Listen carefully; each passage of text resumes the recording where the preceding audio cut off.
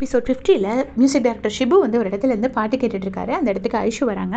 அப்போ ஐஷு பேச ஸ்டார்ட் பண்ணுறதுக்கு முன்னாடியே ஷிபு சொல்கிறாரு, ஐயோ நான் உங்கள் வாய்ஸ் கேட்டே சூப்பராக இருந்துச்சு, என்னோடய பாட்டை நீங்கள் பாடுங்க அப்படி இப்படின்னு சொல்கிறாரு. உடனே ஐஷு என்ன சொல்கிறாங்கன்னா, சார் நான் உங்ககிட்ட சொல்ல வந்ததே என்னென்னா, உங்ககிட்ட நான் பாடுற வீடியோ ஒருத்தர் காமிச்சிருப்பாரு, அதை அப்படியே மறந்துடுங்க. எனக்கு பாடுறதுல இன்ட்ரெஸ்ட்டும் இல்லை, நான் ஒரு ஷெஃப் ஆகணும்னு ஆசைப்பட்றேன், ஒரு சிங்கர் ஆகணும்னு ஆசையே படலை அப்படின்னு சொல்லிட்டு அரை மனசாக ரொம்ப கஷ்டப்பட்டு சொல்கிறாங்க.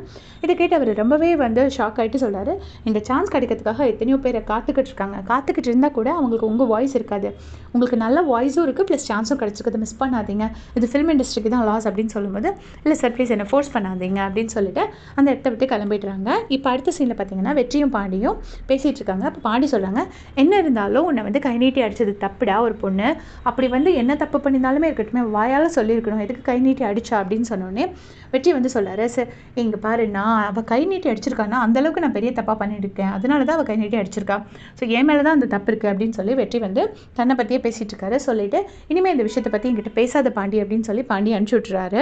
அடுத்த சீனில் நெடுமாறன் அவரோட ரூமில் உட்காந்துட்ருக்காரு. இப்போ ஐஷு அங்கே வராங்க. வந்துச்சாப்பா இப்படி இருக்காதீங்கப்பா, நான் பண்ணது மிஸ்டேக் தான்ப்பா, நான் இனிமேல் பாடவே மாட்டேன்ப்பா, நான் உண்மையிலே சொல்கிறேன்ப்பா, நான் இவ்வளோ நாள் பண்ணதுக்கு சாரி, இனிமேல் நான் பாடவே மாட்டேன் அப்படின்னு சொல்லிட்டு தன்னோட மாஸ்க் எடுத்து கழுத்தி அப்பா கையில் கொடுக்குறாங்க.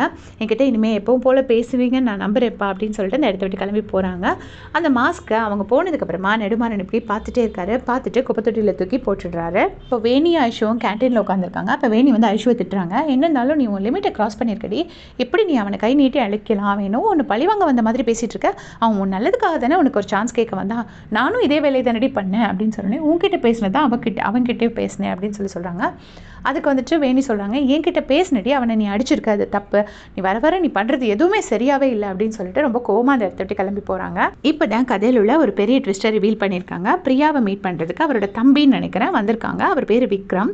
வந்துட்டு இன்னும் எவ்வளோ நாள் தான் நீ இதே சொல்லிகிட்டே இருப்ப, ஒரு காரணமாக சொல்லி தள்ளி விட்டுட்டே இருக்க அப்படின்னு சொல்லி பிரியாவை திட்டுறாரு.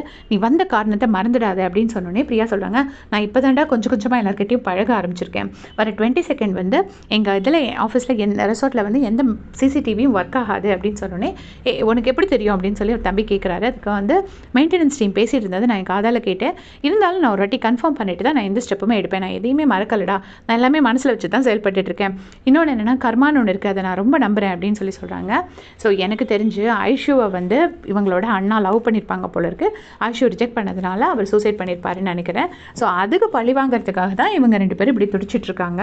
இதோட பிரியா வந்து அந்த தம்பியை வார்னும் பண்ணுறாங்க, இனிமேல் இந்த இடத்துக்கெல்லாம் வராத, நானே ஒன்று வெளியில் வந்து மீட் பண்ணி உங்ககிட்ட எல்லாம் சொல்கிறேன் அப்படின்னு சொன்னேன். தம்பியும் கேட்டுட்டு அங்கேருந்து கிளம்பி போயிடுறாரு. இப்போ ஐஷு ஒரு பக்கமாக வராங்க, வெற்றி ஒரு பக்கமாக வராங்க, 2 பேரும் பேசிக்காமலே கிராஸ் பண்ணி போகிறாங்க. அதை நமக்கு காமிக்கிறாங்க. இப்போ நைட்டு தள்ளு வண்டியில் பார்த்தீங்கன்னா வெற்றி வந்து அப்செட்டாகவே இருக்கார். அப்செட் ஆகிட்டு என்ன பண்ணணும்னு அவருக்கு தெரியல. அப்போ பவானி அக்கா வந்துட்டு ஆர்டர்ஸ் வந்துட்டே இருக்குது அப்படின்னு சொல்லிட்டு பாண்டிக்கிட்ட உனக்கு பரோட்டா போட தெரியுமாடா அப்படின்னோடனே, என்னக்கா எப்படி கேட்டுட்டேன், எனக்கு போட தெரியாது அப்படின்னு சொல்லி சொல்கிறாங்க. அதுக்கு வந்து பவானி அக்கா வந்து பாண்டியை திட்டுறாங்க. திட்டிட்டு உடனே வந்து வெற்றி சொல்கிறாரு, அக்கா ஒரு ஆம்லெட் ஆர்டர் இருக்குது, அதை முடிச்சுட்டு நானே வந்து அந்த பரோட்டெல்லாம் போட்டு கொடுக்குறேன், நீ கொஞ்சம் பொறு அப்படின்னு சொல்லும்போது ரம்யா இதெல்லாம் பார்த்துட்ருக்காங்க. அவங்களால வெற்றி அப்செட்டாக இருக்கிறத தாங்க முடியல. உடனே என்ன திமிரு என்ன ஆணவோ, அப்படியா ஒரு பையனை அடிப்பா, இரு நாக்கப்படுங்கிற மாதிரி 4 கேள்வி கேட்டால் தான் என் மனசு ஆறும் அப்படின்னு சொல்லிட்டு ரம்யா ரொம்ப கொதிக்கிறாங்க. அப்போ வந்துட்டு வெற்றி வந்து அந்த இடத்துலேருந்து கிளம்பி எப்படி போகிறாரு, வெற்றி அப்செட்டாக இருக்கிறத பார்த்துட்டு ரம்யாவும் அப்செட்டாக இருக்காங்க. இப்போது வெற்றியோட ஹாஸ்டலில் பர்த்டே பார்ட்டி நடக்குது. தேவான்னு ஒருத்தருக்கு தான் பர்த்டே பார்ட்டி நடக்குது. அதுக்காக கேக்லாம் வாங்கி வச்சுட்டு கட் பண்ண வெயிட் பண்ணிட்டு இருக்காங்க. பட் வெற்றி மட்டும் வராமல் சைட்லேருந்து கவலைப்பட்டுட்டே இருக்காரு. இப்போ பாண்டி வந்து இதெல்லாம ஜோக் பண்ணுறாரு, டேய் நீலாம் ஒரு பொண்ணு கிட்ட தான் அடி வாங்கினேன், நான்லாம் நிறைய பொண்ணு கிட்ட அடி வாங்கினேன், அதில் ரீசெண்டாக ஒரு பொண்ணு அடிச்சா பாரு, எல்லாரும் இல்லாமல் ஆப்போசிட் டைரக்ஷனில் லெஃப்ட்டில் பார்த்து அடிச்சா, கண்ணன் திரும்பிடுச்சு அப்படி இப்படின்னு சொல்லி ஜோக் பண்ணுறாரு. உடனே வெற்றி சிரிச்சிடுறாரு. உடனே என்ன இருந்தாலும் அவள் கை வச்ச தப்பு தாண்டா அப்படின்னு பாண்டி சொல்ல, வெற்றி திருப்பவும் இல்லை அப்படிலாம் அவளை சொல்லாது அப்படின்னு சொல்லிட்டு எல்லாருமே ஜாலியாக கேக் கட் பண்ணுறாங்க. அதோட இந்த எபிசோட் முடிச்சிருக்காங்க. தேங்க்ஸ் ஃபார் வாட்சிங்.